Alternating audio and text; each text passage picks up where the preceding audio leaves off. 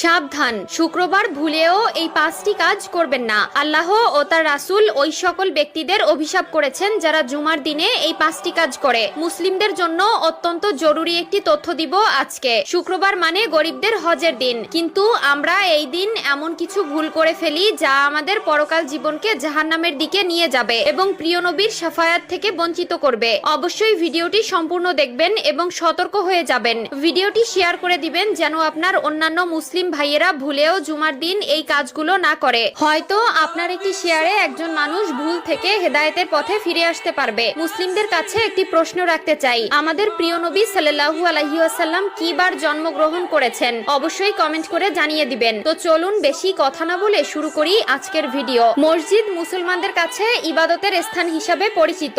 এরপরও আমরা মসজিদে এমন কিছু কাজ করে থাকি যা মসজিদের পবিত্রতা নষ্ট করে। তাই মসজিদের পবিত্রতা